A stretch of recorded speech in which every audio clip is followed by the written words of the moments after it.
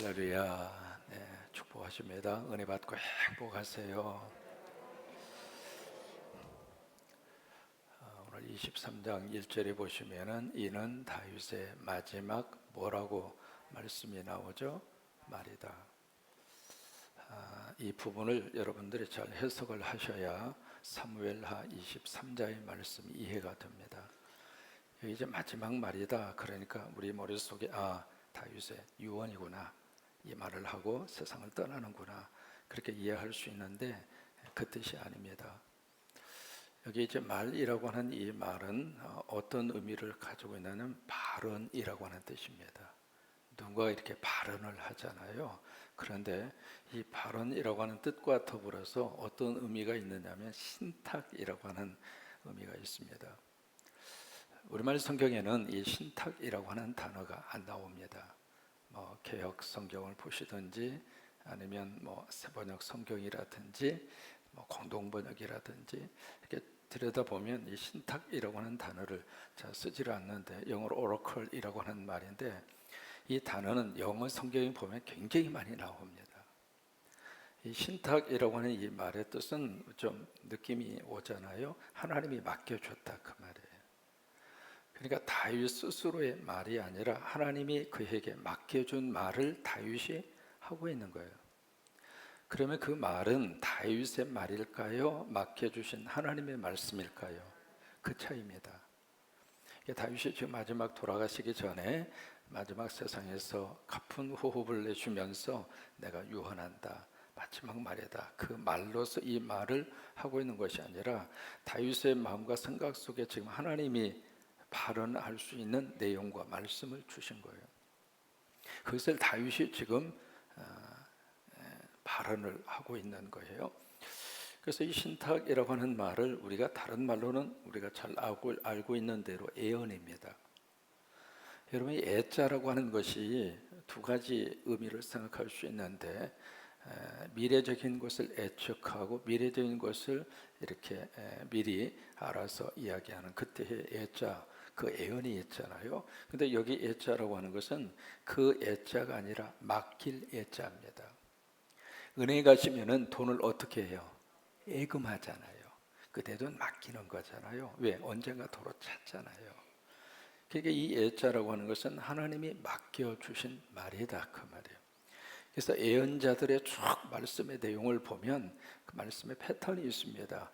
그 패턴이 어디서 나왔느냐면, 옛날에 나라와 나라 사이에, 지금은 SNS도 있고 카톡도 있고 여러 가지 있습니다만은, 나라와 나라 사이에 소통을 할 때 전령을 보냅니다. 사신을 보내는 거예요. 사신을 보내서 그 이웃 나라에게 어떤 내용을 전달을 하는데, 그 전달하는 전령 문체라고 하는 게 있습니다. 쭉 이렇게 전달하는 내용이 있겠죠. 내용이 있는데 그 전령 문체라고 하는 것이 있어서 이것이 임금님의 말씀입니다. 이것이 임금님이 하시는 말씀입니다. 그게 전령 문체예요. 그런 것처럼 이 예언자들이 쭉 말씀을 전한 다음에 앞에서나 뒤에 따라오는 문체가 있습니다. 이것은 여호와의 말씀이니라. 이것은 여호와의 말씀이니라. 왜 그 말씀이 나오느냐면 이것 때문에 그런 거예요. 그러니까 나의 말이 아니라 하나님이 주신 말씀을 내가 당신들에게 대신 전하고 있습니다. 그래서 옛날 번역에서는 그렇게 나오잖아요. 여호와께서 가라사대. 따라서 한번 하십니다. 여호와께서 가라사대. 그러니까 내 말이 아니라 하나님의 말씀이라고 하는 거예요. 그런 것처럼 이 사무엘하 23장도 바로 그 내용입니다. 2절에 보시면은 다윗이 그렇게 여기서 이야기를 하고 있습니다. 여호와의 영이 나를 통하여 뭘 해요? 말씀하시며. 이게 다윗의 말이 아니었다, 그 말이에요. 그래서 하나님의 영이 나를 통해서 지금 말씀하고 있는 것이다. 여러분, 여기에 마이크는 마이크 소리입니까? 제 목소리입니까? 어려운 질문 아니죠? 예? 마이크 자체의 소리예요? 제 목소리가 마이크를 통해서 나오는 거예요? 이해가 되시죠? 이제 그런 의미에서 2절에서 그렇게 말씀을 하고 있습니다. 그의 말씀이 내 혀에 있도다. 그의 말씀은 하나님의 말씀이죠.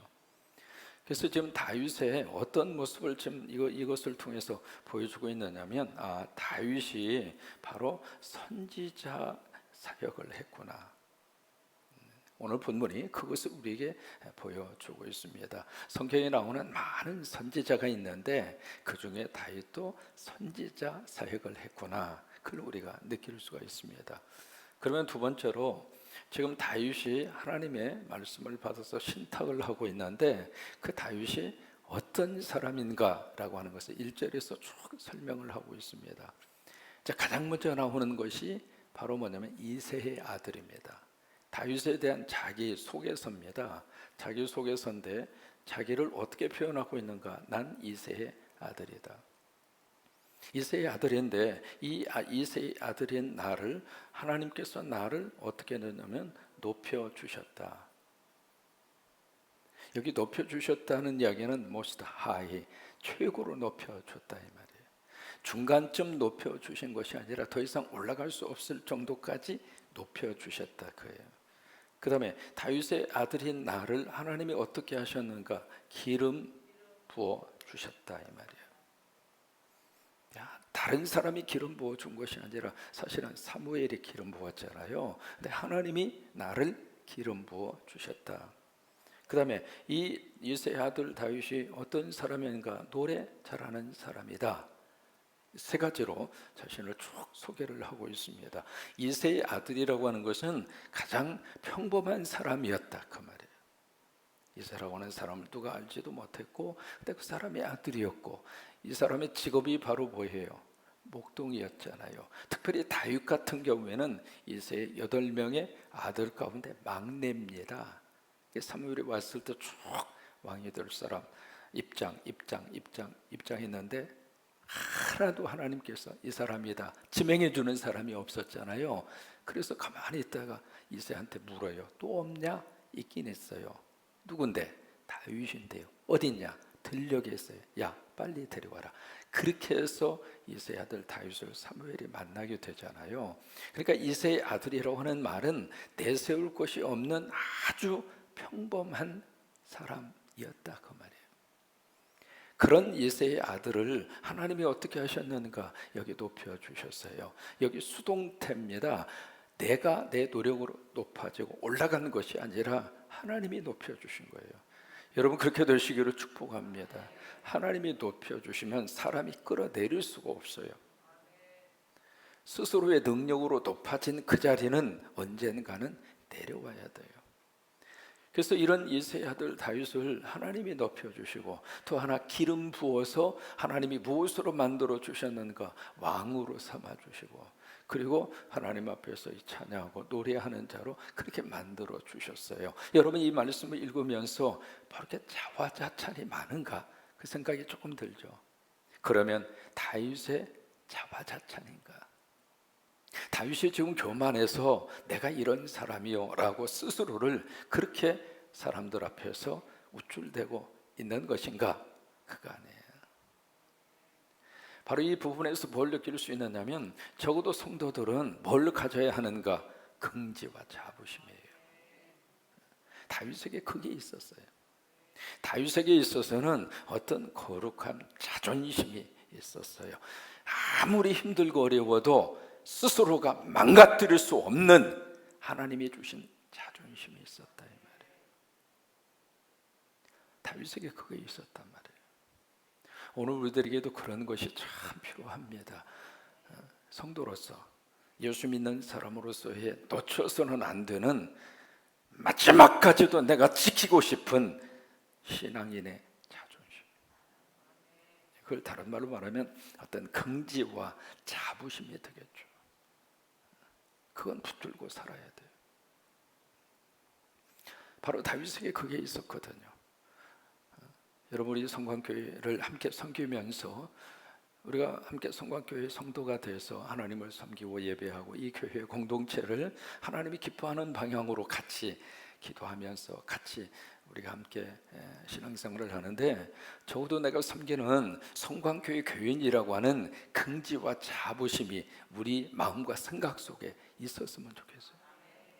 어느 교회 나가세요? 아이 그냥 나가요. 어느 교회 나가시는데요? 그냥 간다니까는요. 이래가지고는 어느 교회 나가요 하면 그 교회 딱 이야기하면서 나는 군산 성광교회 선교입니다. 아멘 좀 하셔요. 긍지와 자부심이라. 내가 섬기는 교회에 대한 긍지와 자부심, 내가 믿고 있는 하나님에 대한 긍지와 자부심, 내가 지금 주님과 더불어서 성령님의 은혜를 받으면서 살고 있는 자로서의 긍지와 자부심, 그게 우리 속에 있어야 축복이라고 하는 거예요. 장로님 자녀가 저희들 친구들하고 서로 이제 모여가지고 막 자기 아버지 자랑을 합니다. 그때 장로님이 뒤에 가만히 서 있어요. 근데 아이들이 그걸 보려고 아빠가 옆에 서 있는지도 모르고 자기 친구들끼리 막 자랑을 해요. 한 친구가 야야야 우리 아빠는 말이야 사장님하고 친해. 얼마나 가까운 사이인지 몰라. 그러니까 옆에 있는 친구가 야 그거 가지고 뭐 자랑하냐. 우리 아빠는 국회의원하고 친하다. 그러면서 어깨에 크게 힘을 줘요. 근데 이제 장로님이 가만히 자기 아들은 뭘 나에 대해서 이야기할까 싶어서 옆에서 이렇게 가만히 이렇게 보고 있는데 그 아이가 하는 말이 우리 아빠는 말이야 하나님하고 친해. 그걸 딱 들으면서 이 장로님이 야 행복한 거예요. 긍지와 자부심이에요. 다윗에게 그게 있었습니다. 그러면서 이 자기 스스로 이렇게 고백을 하면서 이 신탁을 합니다. 무슨 이 신탁을 하는가? 3절을 보실까요? 이스라엘의 하나님이 말씀하시며 이스라엘의 반석이 내게 이르시기를 계속 그렇게 말씀하시잖아요. 이 내용이 신탁이라고 하는 것을 하나님이 주신 메시지라고 하는 것을 쭉 이렇게 밝히고 있는 거예요. 그리고 하는 말이 내게 이르기를 사람을 무엇으로? 공의로 다스리는 자, 하나님을 어떻게 하는 자, 경외함으로. 여기 이제 3절부터 나오는 내용들, 여기서 나오는 분이 구체적으로 누구일까? 구체적으로 물론 1차적인 의미는 다윗을 지칭한다고 첫 번째로 볼 수 있는데요, 그게 궁극적으로 다윗을 놓고 이야기하는 신탁이 아닙니다. 왜냐하면 다윗을 우리가 쭉 사무엘 상하를 통해서 우리가 봤잖아요. 우리가 사무엘 상하 거의 이제 마무리 단계인데요, 이름은 성경의 이름은 사무엘이잖아요. 그러면 사무엘 상하 그 속에 주인공이 사무엘로 등장을 해야지. 근데 사무엘의 등장, 사무엘은 잠깐 등장하고 역사 속에서 사라지잖아요. 사무엘 상하에 등장하는 주인공은 바로 누구예요? 다윗이거든요. 그러면 왜 사무엘을 다윗보다도 앞세웠을까? 다윗을 세운 사람이 누구냐면 사무엘이에요. 다윗이 너무 귀하고 다윗을 너무 사랑하니까 이스라엘 사람들이 가장 좋아하는 성경이 사무엘 상하입니다. 그만큼 다윗을 좋아합니다. 다윗을 좋아하다 보니까 다윗을 세운 사무엘을 앞세워서 사무엘 상하, 성경의 이름을 그렇게 쓸 정도로. 그러나 거기에 나오는 가장 중요한 중심적인 인물은 다윗이거든요. 근데 다윗을 우리가 쭉 살펴봤습니다만은 다윗이 뭐 정의롭고 공의가 있고 그런 사람이었는가? 아니에요.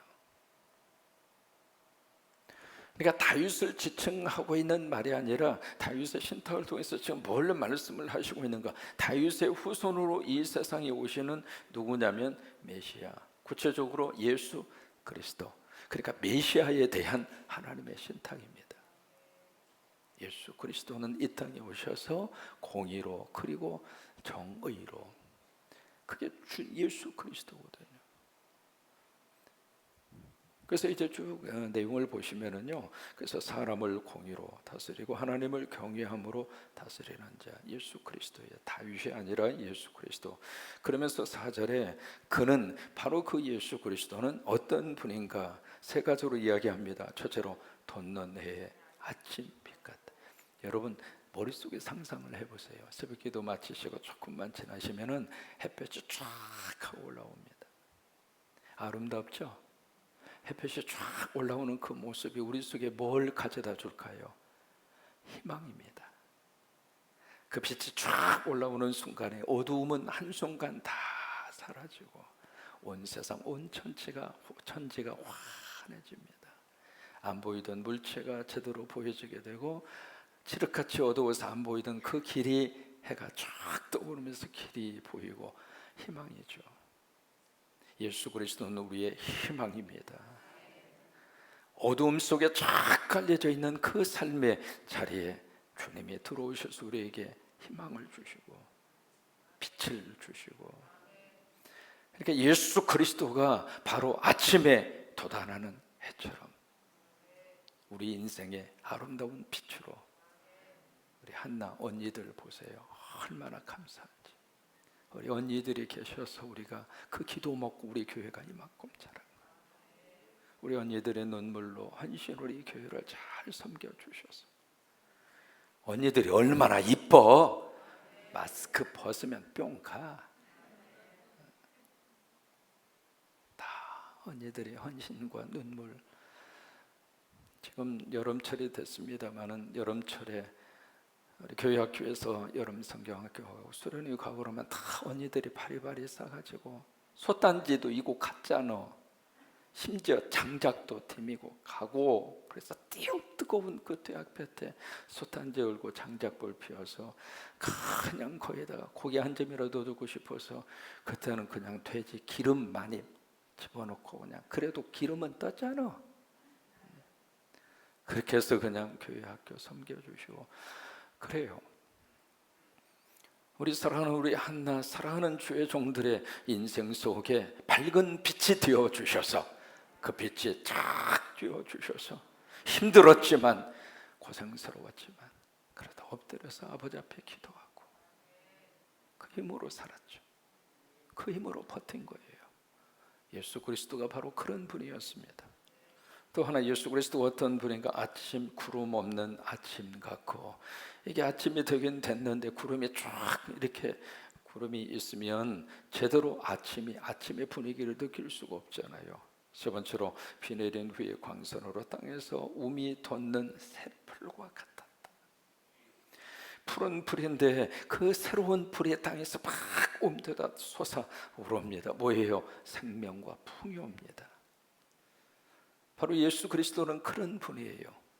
내 삶 속에 주님이 오셔서 나에게 다시 한번 시작해보자고 말씀하시고, 그 풀이 돋아나는 연한 새로운 풀과 같이 우리 가정에 생명을 주셨고, 우리 가정의 미래에 풍요로움을 주시고, 그게 예수 그리스도라고 하는 사실이죠. 그 다음에 5절에 가서 보시면 함께 읽습니다. 내 집이 하나님 앞에 이같이 묻는 거예요. 내 집은 다윗의 왕조를 의미하는 말씀이기도 하지만, 여기 내 집은 바로 무엇을 의미하는가 보실까요? 여기서 내 집, 다윗의 입장으로서는 나의 집, 그렇게 말씀하시잖아요. 여러분, 여기에 내 집은 어느 집일까요? 고린도전서에 있는 말씀대로 하나님이 영이 거하는 자가 하나님의 전이라 그 말이에요. 여러분 한 분 한 분이 하나님의 성전이라 그 말이에요. 왜? 내 안에 성령님이 계시니까. 여기 내 집은 궁극적으로는 예수 그리스도가 계시는 영혼과 예수 그리스도를 모시고 사는 하나님의 사람들에 대한 호칭입니다. 하나님이 여러분들을 보실 때 예수님이 계시면 여러분들은 하나님의 집이에요. 그래서 바로 내 집이 하나님 앞에 이같이 아니하냐. 하나님의 나와 더불어 영원한 언약을 세우사 만사에 구비하고 견고하게 하셨으니 흔들리지 아니하도록, 뿌리채 뽑히지 아니하도록, 그렇게 누가 우리를 견고하게 해주시는가? 하나님이시죠. 여러분 가정에 어떤 일이 있어도 하나님이 꼭 붙들어 주셔서, 깨지는 가정도 많고 흔들리는 가정도 많고, 부부 사이 왜 그렇게 문제가 그렇게 막 폭발적으로 여기저기 힘들고 어려울 때는요, 정신없이 먹고 사느라고 그런 것 가지고 고민하지 않았습니다. 근데 좀 먹고 살만하고 좀 여유가 있으니까 이제는 또 다른 만족을 추구하고 또 다른 새로운 것을 자꾸 찾아다니다 보니까 기성품이 자꾸 내 마음에서 멀어지는 거예요. 여러분 아시나요? 기성품이 훨씬 편하고 좋은 거예요. 바꿔봤자 그것이야. 새로운 맛이 없다 이 말이에요. 여기 이제 하나님께서 만사에 구비하고 견고하게 하셨으니 나의 모든 구원과 나의 모든 소원을 어찌 이루지 아니하시랴. 근데 6절에 보시면 또 다른 차원의 말씀이 신탁이 선포가 됩니다. 그러나 사악한 자, 이 사악한 자가 바로 뭐냐면 벨리알입니다. 벨리알. 마귀와 사탄을 지칭할 때 벨리알 그렇게 표현하거든요. 이 사악한 자는 경건하지 않는 자, 하나님이 없는 자, 그런 사람을 사악한 자라, 벨리알이라 그렇게 표현하는 거예요. 그 벨리알은 다 내버려질 가시나무 같은, 가시나무라고 하는 단어는 저주의 상징입니다. 이는 손으로 잡을 수 없음이로다. 가시나무를 손으로 만지면 가시가 찔리잖아요. 여러분, 이것이 고슴도치 딜레마라고 하는 말이 거기서 나온 겁니다. 고슴도치가 가시가 그렇게 많잖아요. 혼자 있으니까 너무 외로워. 그래서 친구 찾아서 고슴도치가 옆으로 딱 접근을 했는데 그 친구 가시가 나를 찌르는 거예요. 근데 그 친구 가시가 나만 찌르는 것이 아니라 내 가시로 친구를 찌르고 있다고 하는 것을 본인은 몰라. 다른 사람이 나를 힘들게 한다고만 생각을 할 뿐이지 내가 다른 사람 힘들게 할 수도 있다고 하는 것을 인정을 안 해요. 근데 서로가 가시가 있는 거예요. 그래서 가까이 할 수도 없고 혼자 있지 않니 이렇고, 이게 현대인들의 고슴도치 딜레마라고 하는 거예요. 여기 가시나무라고 하는 것은 본인에게도 가시가 있고요, 저쪽 가시나무도 가시가 있어요. 가까이 하면 서로가 찌르고 찔리는 거예요.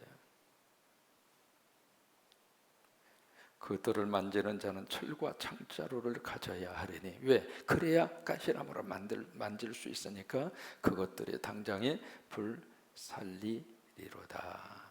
그러니까 벨리야는 하나님이 심판하신다 그 말이에요. 하나님이. 정리합니다. 다윗의 23장에서 다윗의 마지막 유언이 아니라 다윗의 마지막 하나님이 주신 신탁이었습니다. 다윗의 말이 아니라 하나님의 영이, 하나님의 말씀이 그의 혀에 있어서 그 혀를 통해서 하나님이 말씀하시는 거예요. 여러분, 설교가 왜 하나님의 말씀이라고 이야기하는가? 제가 공부하면서 가장 깊이 가졌던 질문이 그거였어요. 도대체 어떻게 인간의 말이 하나님의 말씀으로 바꿔줄 수 있는가? 그것을 선포하는 자는 어떤 마음에서 그렇게 그것을 가지고 선포를 해야 하고, 그것을 듣는 성도들은 어떤 이유에서 인간의 말을 하나님의 말씀으로 받아야 할 근거가 무엇인가? 그게 제가 이제 쭉 연구했던 내용 가운데 하나입니다.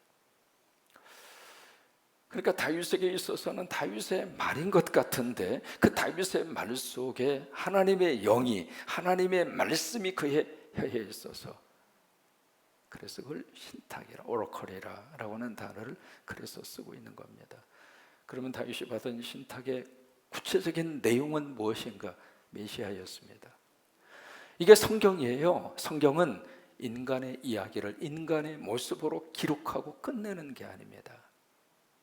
다윗을 내세운 이유는 다윗을 통해서 이 땅에 오시는 예수 그리스도 때문에 그런 거예요.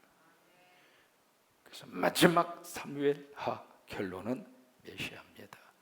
예수 그리스도입니다. 그분이 어떤 분인가? 그분은 바로 아침에 돋아나는 햇살과 같은 분이고, 아침에 구름이 없는 너무 신선하고 너무 아름다운 아침과 같은 분이고, 막 비가 내린 다음에 그 메마른 대지를 적신 그 후에 그 다음에 땅에서 솟아나는 새로운 불. 여러분, 그 모습 보면 너무 신기해요. 집사람이 월명군 그쪽에 계시는 어느 권사님하고 친해져 가지고 땅을 불화받으셨잖아요. 그래서 월명공원에 집사람 농장이 있습니다. 뭐 큰 거 아니고요, 조그마한 거 이렇게. 거기다가요, 이 양반이 얼마나 농장주로서의 꿈이 큰지 시장에서 파는 모든 묘목은 다 갖다 심어놨어. 근데 너무 조그마한 땅에다 너무 많은 것을 심어 놓으셔가지고 지금 가서 보면은 자기들끼리 경쟁하고 계셔. 근데 오이를 심어 놨는데 오이가요 얼마나 컸느냐면 호박같이 커버렸습니다. 오이가 얄푹하면서 이렇게 오이가 그렇게 커야 맛있잖아요. 근데 이 오이는 너무 커버렸어. 제가 들은 말로는 이건 먹을 수 없을 정도로 오이님이 커버린 거예요. 이렇게. 여러분, 작은 그 생명에서 어떻게 그런 열매가 맺힐 수 있나 이 말이에요. 예수 그리스도는 우리 인생에 새로운 삶을 돋아나게 하는 새 풀과 같은 분이 예수 그리스도예요. 예수님 때문에 그 생명의 희망을 가지세요. 예수님 때문에 그 생명의 풍요로움을 누리시기를 주의 이름으로 축원합니다.